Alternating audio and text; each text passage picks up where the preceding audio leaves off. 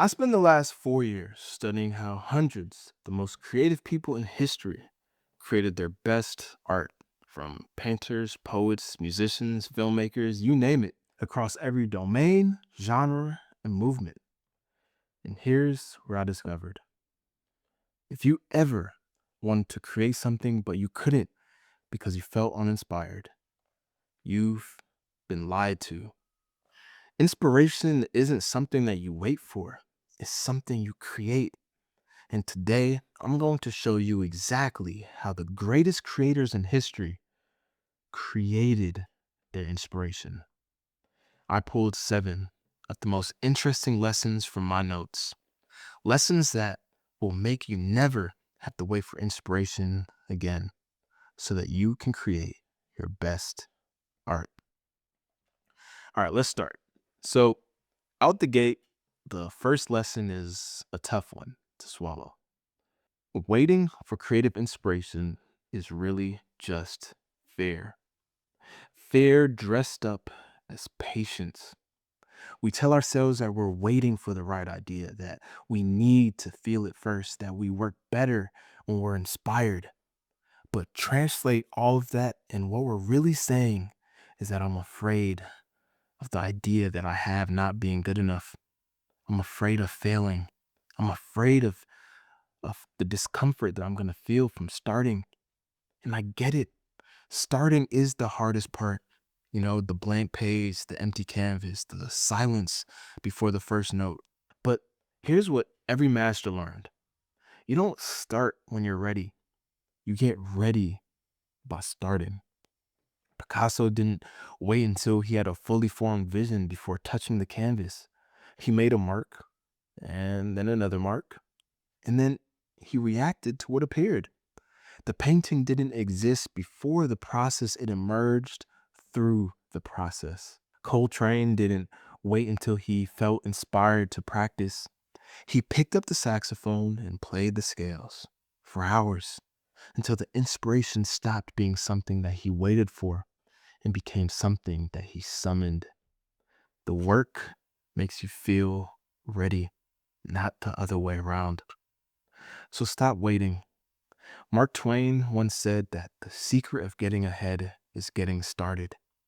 So pick up the tool, make the first mark, play the first note, write the first word, even if, really, especially if you have no idea where it's going. The moment that you move, the universe starts responding because motion creates emotion and emotion creates inspiration. Okay, so I'm sure that this next lesson is one that we can all relate to. You know those days where you just don't feel like creating? Man, those days are rough. It's like every fiber in my being is screaming to do literally anything else. Check my email, text people back, scroll through social media, call a friend, anything but sitting down and facing the work. But here's one of the most frame breaking lessons that I learned in my notes. Those are the most important days. The days you don't want to create are the days that define your creative identity. Because most of us only create when we feel like it, but it's those who create when they don't feel like it who change the world. It's because resistance, you know that feeling, that force that keeps you from working. That force isn't random. It shows up strongest right before our biggest breakthroughs. Stephen Pressfield, he wrote a book about all of this called The War of Art. The closer you get to something meaningful, the stronger the resistance becomes. So when you wake up and every cell in your body is saying, not today, that's not a sign to rest. That's a sign that you're close to something important. That's when you double down, not by forcing inspiration, but by showing up anyway. Here's what I do on those days: I just lower the bar completely. I don't try to make a masterpiece. I just try to make something, anything, a sketch, a bad first draft, random notes, terrible ideas just to maintain the streak, just to keep the muscle warm. And sometimes, despite my resistance, the magic still happens. Something good emerges. But even if it doesn't, I still win because I showed up. I didn't break the chain. And that consistency, showing up on the hard days, that's what builds an unstoppable creative practice. Look, the good days, those will take care of themselves. It's the hard days that make you. And remember, it doesn't matter what you create. It doesn't matter how you create. It doesn't matter what type of creator you are. The act of showing up is the first step of every creative process. All right, so this next lesson might sound too good to be true. The creative masters that I studied, they all figured out how to trigger the muse.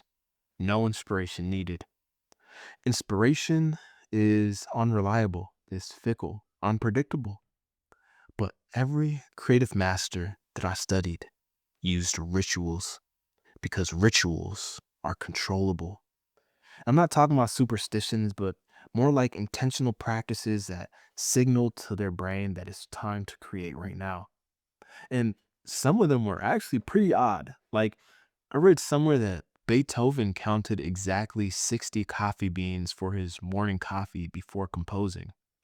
Or even Victor Hugo. He wrote naked and had his servant hide his clothes so that he couldn't leave.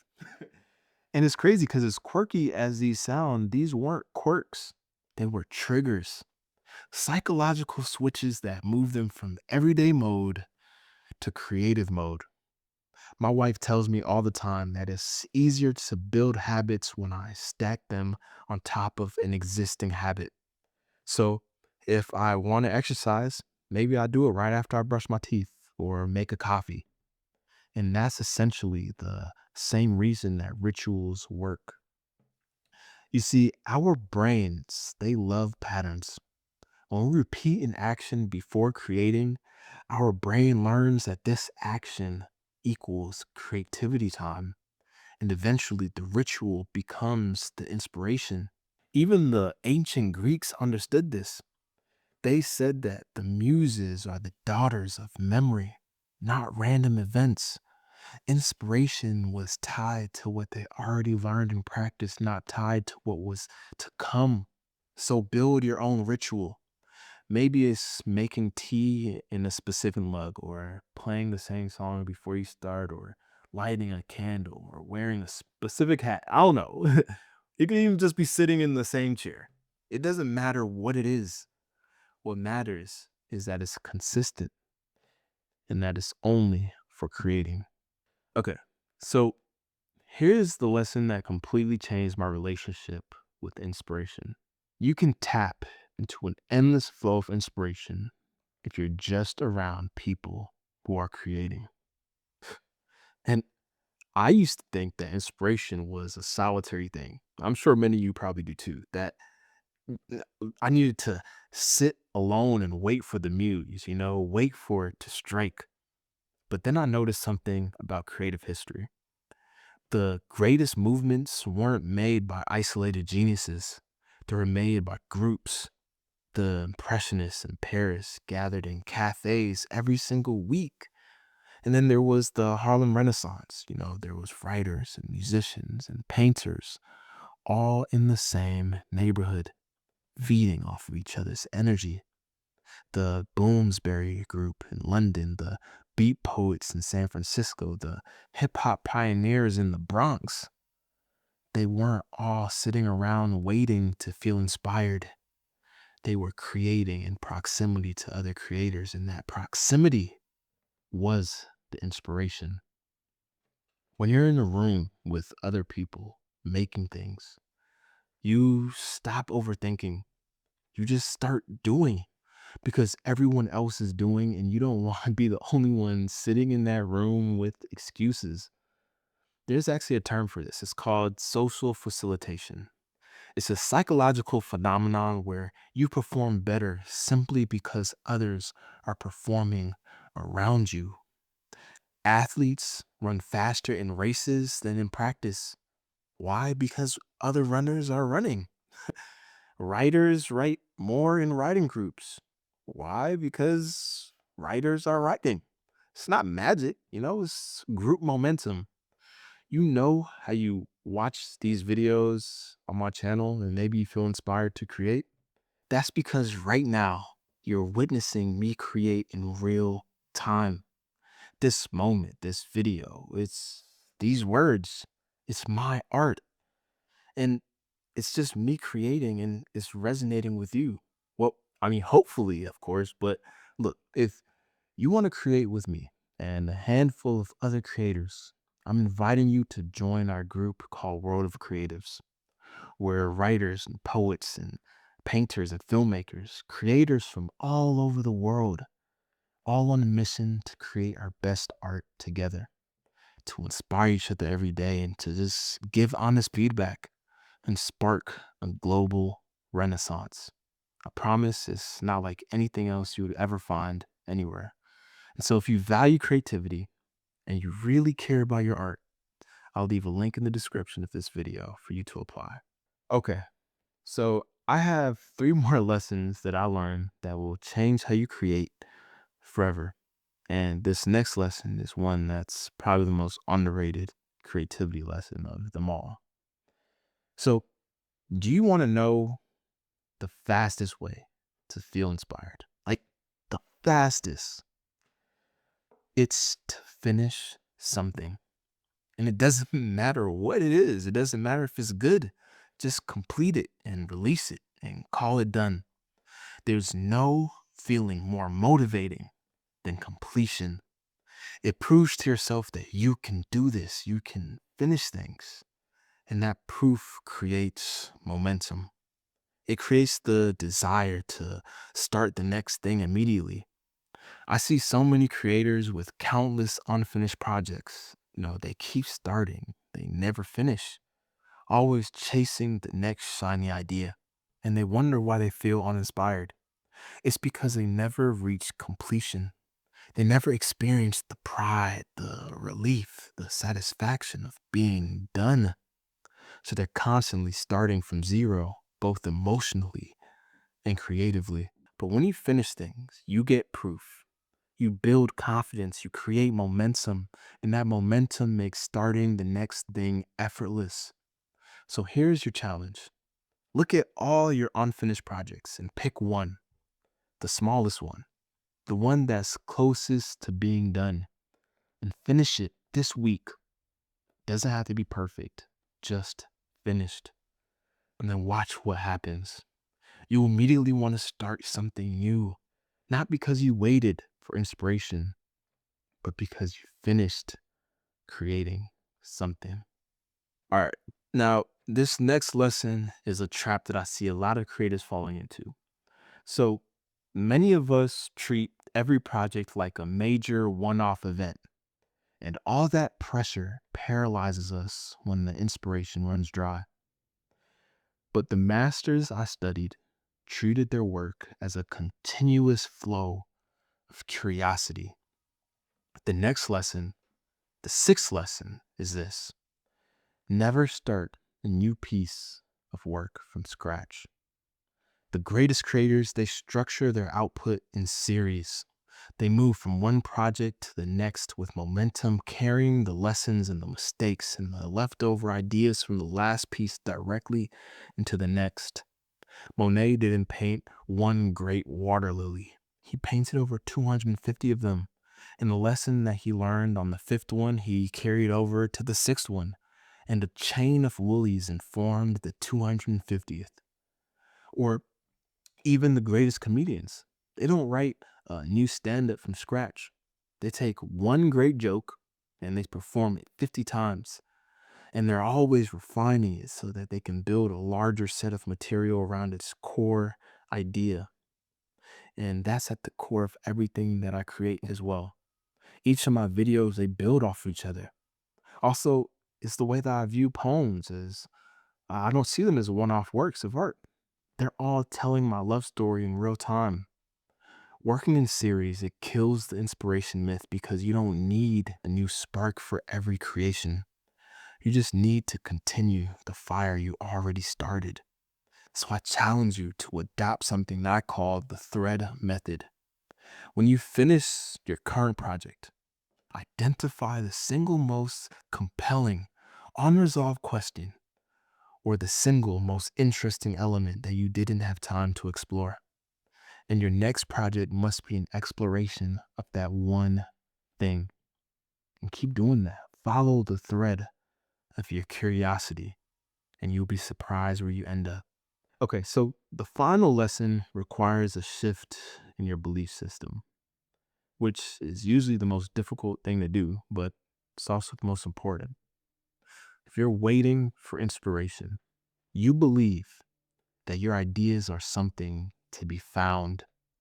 But the greatest artists, creators, they knew that ideas are something to be managed and deployed. Let me explain. So, the final lesson on inspiration is that you need to keep an overflowing bank of uninspired, half baked ideas from rough notes, voice memos, quick sketches, whatever. Because the moment that you feel inspired shouldn't be wasted on brainstorming, it should be spent executing. Alfred Hitchcock, he kept detailed files called his idea bank. It was filled with character sketches and camera angles. And when he was ready for a new movie, he pulled from these files. He didn't wait for inspiration to write the script.